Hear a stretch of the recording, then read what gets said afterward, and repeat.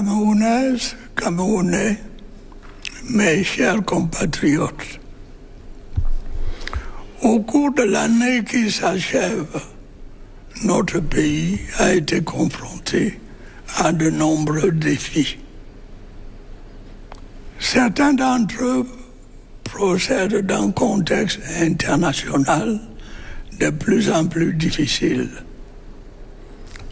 D'autres relèvent de contraintes purement internes, anciennes pour la plupart.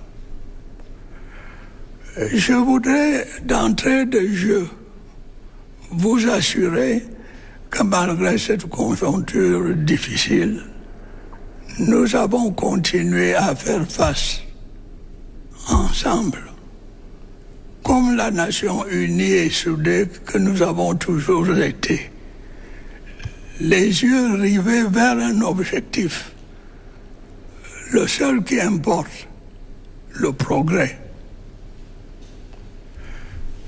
Comme par le passé, la conjoncture internationale a pesé de manière notable sur notre situation interne. La persistance de la guerre dans l'Est de l'Europe a continué de perturber les circuits d'approvisionnement du marché mondial des produits de grande consommation. Les prix des denrées alimentaires et les cours des ressources énergétiques n'ont dès lors pas cessé d'augmenter, en même temps que se durcissaient les conditions d'accès au financement extérieur. La résurgence en octobre dernier du conflit israélo-palestinien a exacerbé les clivages au sein de la communauté internationale et accapare désormais son attention. Cette situation, comme il fallait s'y attendre, a eu des répercussions négatives sur notre pays. Elle a entraîné une augmentation généralisée des prix des produits de grande consommation et par conséquent du coût de la vie. Elle a également généré des pénuries diverses, y compris en ce qui concerne les produits pétroliers. Mes chers compatriotes, les difficultés que je viens d'évoquer n'ont en rien entamé ma détermination à œuvrer au bien-être des populations qui m'ont fait et continuent de me faire massivement confiance, loin s'en faut. Malgré le contexte défavorable, le gouvernement a, sous mon autorité, poursuivi son action avec une détermination accrue. Les efforts méritoires engagés après la pandémie du Covid-19 en vue de la reprise économique ont produit des résultats appréciables. La résilience de notre économie s'est confirmée. À preuve, notre taux de croissance a continué de progresser et est estimé à 3,9% en 2023, grâce notamment aux performances du secteur non pétrolier. Les mesures de soutien à la consommation mises en œuvre par le gouvernement ont permis de maîtriser l'inflation et de la stabiliser à environ 6,7%. L'exécution de multiples projets s'est poursuivie ou a été lancée dans différents domaines afin de répondre aux aspirations des populations et d'améliorer leur bien-être. Je voudrais m'attarder quelque peu sur les secteurs les plus sensibles.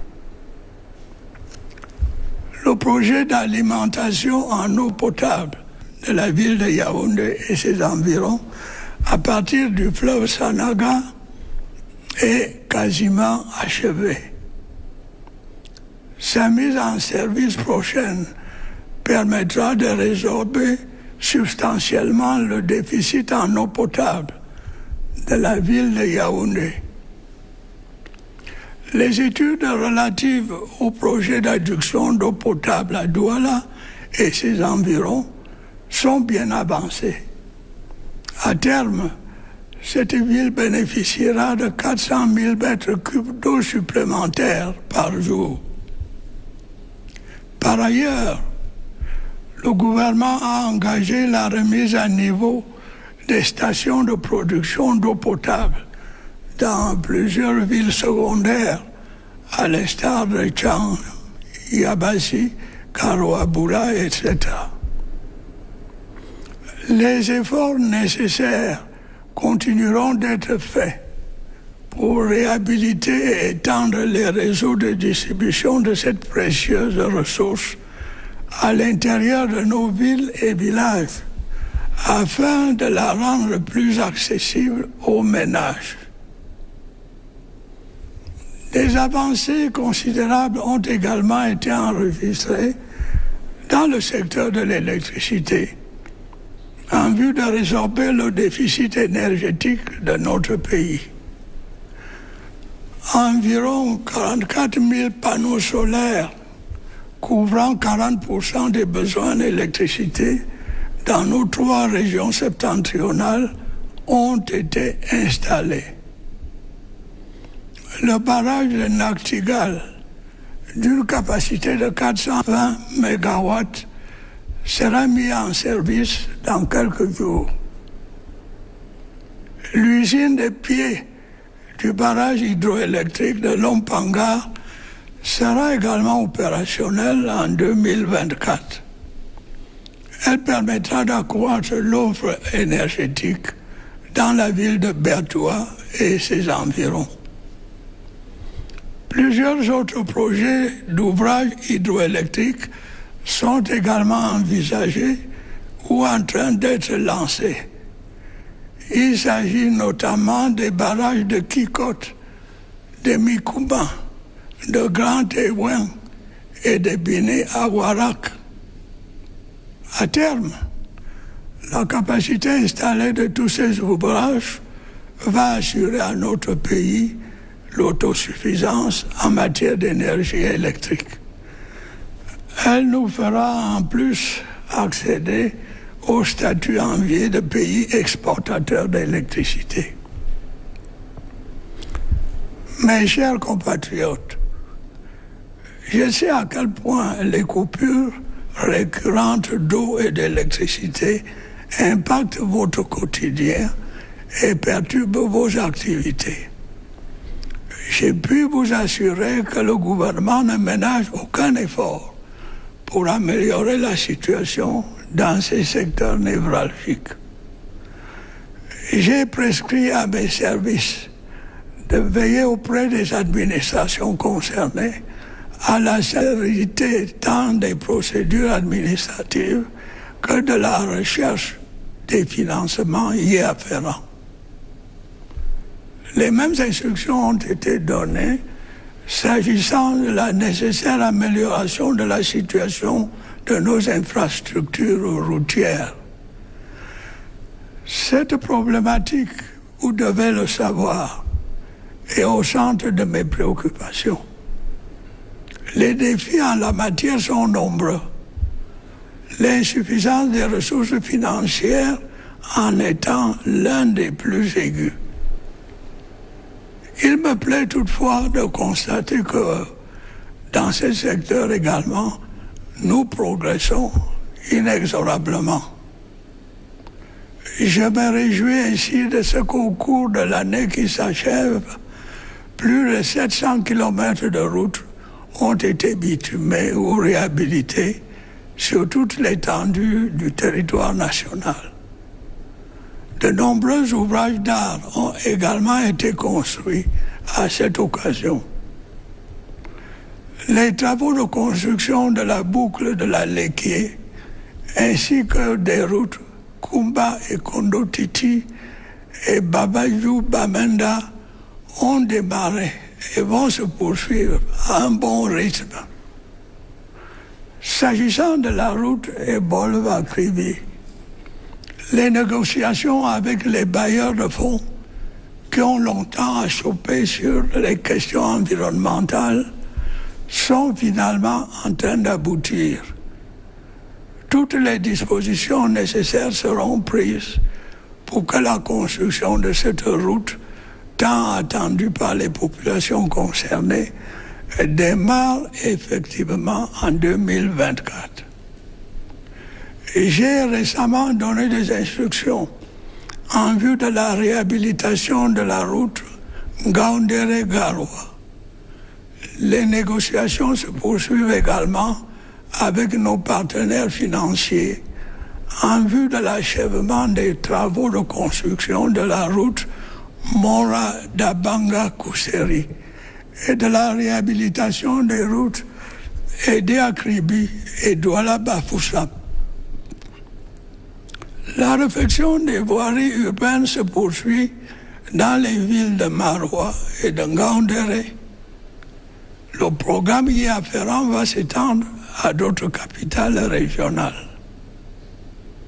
Les projets autoroutiers ne seront pas en reste au cours de l'année qui s'annonce, avec notamment le démarrage de la construction de la section urbaine de l'autoroute Yaoundé-Simalène et celui de la phase 2 de l'autoroute Yaoundé-Douala.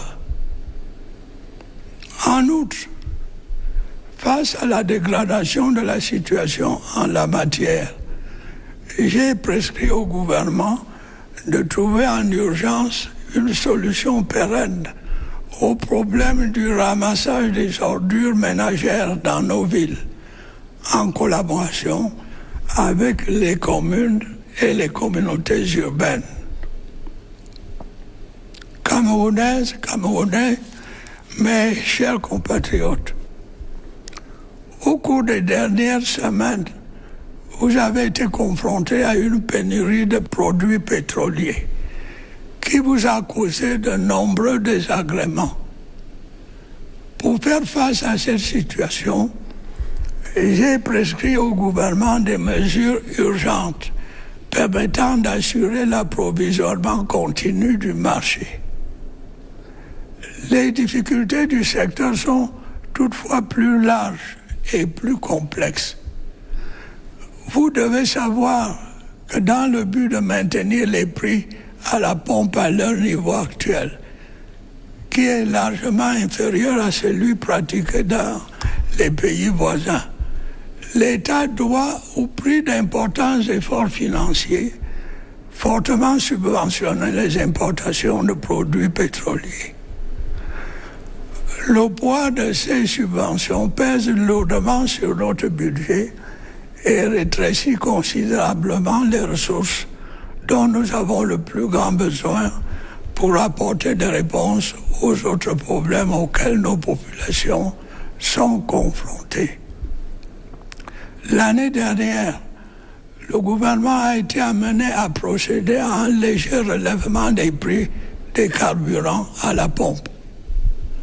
Grâce à cette mesure, la subvention des produits pétroliers, qui était de plus de 1000 milliards de francs CFA en 2022, a été réduite à environ 640 milliards de francs CFA en 2023.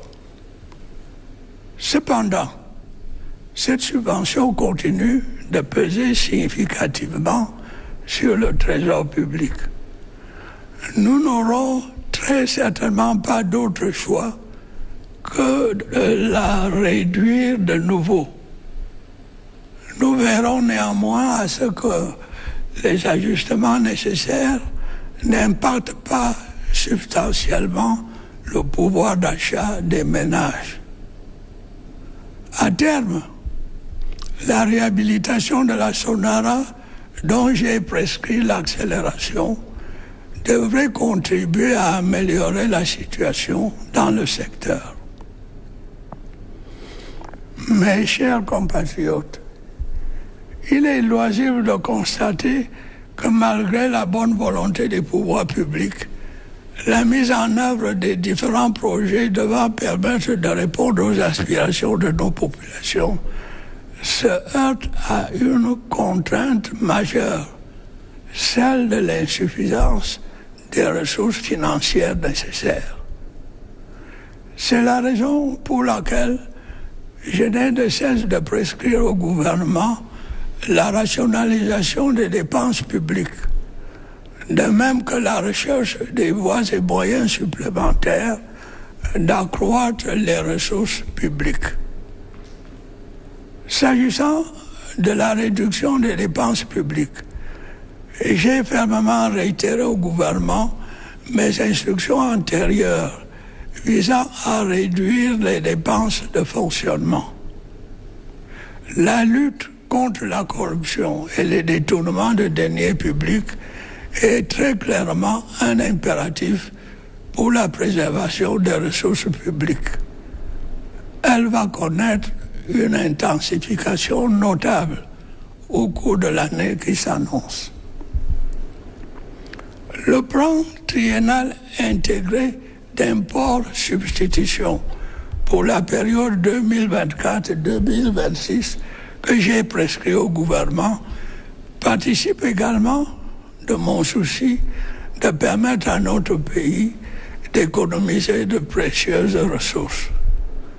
Ce plan, en renforçant notre souveraineté alimentaire, devrait réduire l'impact négatif des importations sur notre balance commerciale.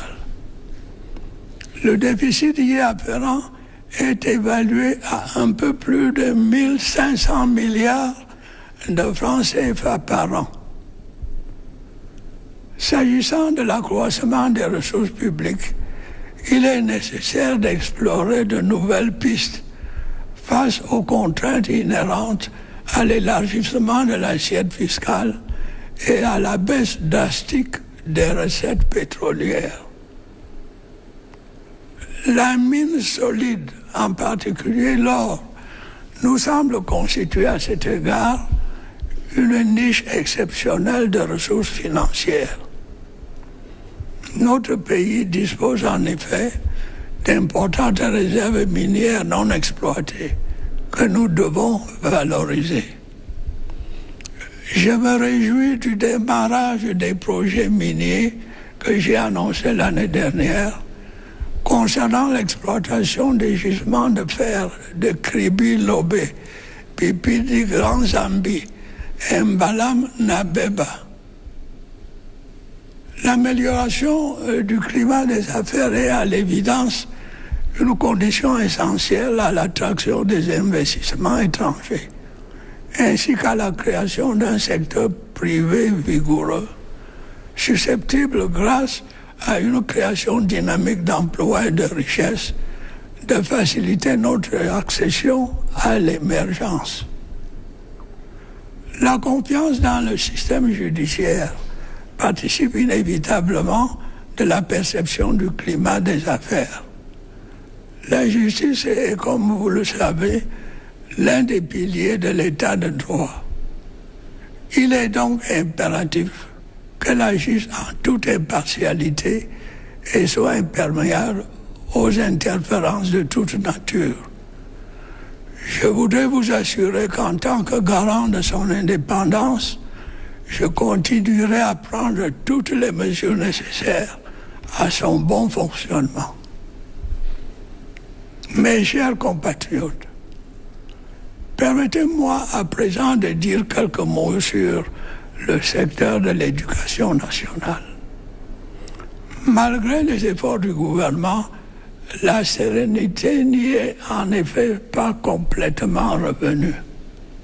Pourtant, des efforts méritoires ont, de l'avis même des concernés, été consentis par le gouvernement à cet égard. En dehors des nombreuses mesures de divers ordres qui ont été prises par les administrations concernées, plus de 72 milliards de francs CFA ont été débloqués en 2023 pour prendre en charge les dépenses y afférentes. Une provision complémentaire de 102 milliards de francs CFA a également été constituée dans le budget de l'État au titre de l'exercice 2024 afin d'apurer les dépenses résiduelles. Il sera dès lors difficilement admissible que l'éducation de nos enfants continue d'être prise en otage par une frange d'enseignants dont les motivations réelles semblent s'écarter des objectifs affichés. Je voudrais être clair à cet égard. Autant je suis soucieux de voir les enseignants bénéficier des conditions appropriées pour l'exercice de leur noble métier, autant je suis intransigeant pour le respect du droit à l'éducation de notre jeunesse. Des mesures fermes vont à cet égard être prises pour veiller à ce que nos enfants ne se retrouvent pas victimes d'une éducation au rabais. Un dialogue constructif se poursuivra par ailleurs avec les syndicats reconnus pour progresser sereinement vers la prise en compte des aspirations et des préoccupations des enseignants. Mes chers compatriotes, au plan sécuritaire, de nombreux accidents de la route ont continué d'endeuiller nos familles et de priver notre pays de ressources humaines précieuses. Je voudrais le dire clairement, cela n'est pas acceptable. J'en appelle une fois de plus au sens des responsabilités des conducteurs et des propriétaires des agences de voyage. Toutes les mesures nécessaires doivent être prises pour assurer la sécurité des passagers et des autres usagers de la route. Le gouvernement, pour sa part, va renforcer ses efforts en ce qui concerne l'amélioration de l'état du réseau routier, mais aussi pour ce qui est de l'application vigoureuse des mesures nécessaires de prévention et de répression. Mes chers compatriotes, grâce à la collaboration active des populations avec nos forces de défense et de sécurité, la situation dans les régions du nord-ouest, du sud-ouest et de l'extrême nord s'est significativement améliorée. Elle permet désormais la mise en œuvre sereine des plans de reconstruction et de développement des dites régions. Les exactions criminelles des terroristes n'ont cependant pas totalement disparu. Les populations civiles en sont malheureusement les principales victimes. La ville de Bamfé a été, le 6 novembre 2023, le théâtre du massacre barbare d'une vingtaine de civils en pleine nuit. Je condamne avec la dernière énergie de telles atrocités qui défient la raison et qu'aucune cause ne saurait justifier. J'encourage nos concitoyens des régions en proie au terrorisme à continuer de collaborer avec les forces de défense et de sécurité, dont je salue la bravoure et le professionnalisme. Et je réitère à l'endroit des groupes armés mon appel à déposer les armes et à rejoindre les centres de désarmement, de démobilisation et de réintégration. Je note avec satisfaction qu'un nombre croissant de ces combattants a effectivement répondu à cet appel ces dernières semaines. Quant à ceux qui persistent dans la voie criminelle, qu'il s'agisse du terrorisme ou du grand banditisme, le sort qui les attend n'est pas enviable. Ils doivent savoir que notre volonté inébranlable d'assurer la sécurité de nos concitoyens ne faiblira pas. Camerounais, mes chers compatriotes, dans quelques semaines, nos chers lions indomptables participeront à la 34e édition de la Coupe d'Afrique des Nations de football qui se déroulera en Côte d'Ivoire. Je voudrais, en votre nom à tous, leur prodiguer tous nos encouragements et leur demander de défendre, comme par le passé, le drapeau de leur pays avec bravoure et honneur. Je vous souhaite à toutes et à tous une bonne et heureuse année 2024. Vive la République, vive le Cameroun.